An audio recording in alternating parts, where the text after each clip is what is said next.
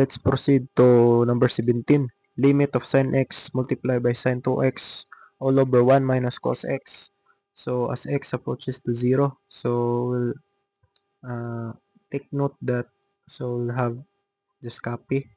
So limit as x approaches to 0. So we'll take note that the identity sin 2 theta is just equals to 2 sin theta cosine theta. So, and earlier, so we'll have sine squared theta plus cosine squared theta is just equals to 1, right? So we'll apply this one. So sin x. So sin x. So 2 sin x cosine x by the identity here, right? So all over 1 minus cos x. So after this one, we will substitute. We will divide sin x here to this term. So limit as x approaches to 0. So 2 sin squared x cosine of x all over 1 minus cos x. But sin squared x, so sin squared theta is just equals to 1 minus cosine squared theta. So let's substitute that one. So we'll have, but sin squared theta, sin squared x is just equals to 1 minus cosine squared x. So we'll have limit as x approaches to 0. So 2 multiplied by 1 minus cosine squared x cos x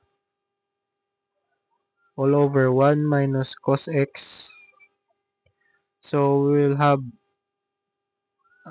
what we do now is we'll evaluate this 1 minus cosine squared x because it is difference of two squares, right? So we'll have a limit as x approaches to 0. So 2 multiplied by 1 minus cos x 1 minus cos x multiplied by 1 plus cos x cosine of x all over 1 minus cosine of x, right? So we'll cancel 1 minus cos x.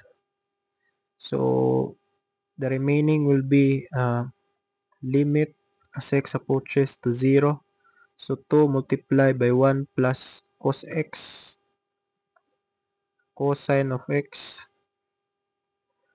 So it is not over because it is I cancel earlier. So we have, but cosine, take note that cosine of 0 is just equals to 1. So we'll substitute 0 to x. So for further simplification, 2 multiplied by 1 plus, so cosine of 0 is just equals to 1. So cosine of 0 is just equals to 1.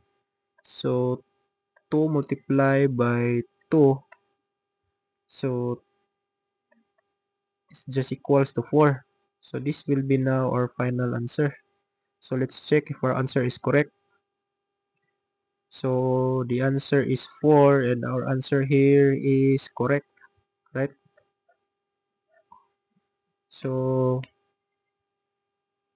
that's for all for exercises 1.2 in Feliciano Noy. So for more videos, please subscribe to my YouTube channel, MatProfPH. So God bless everyone.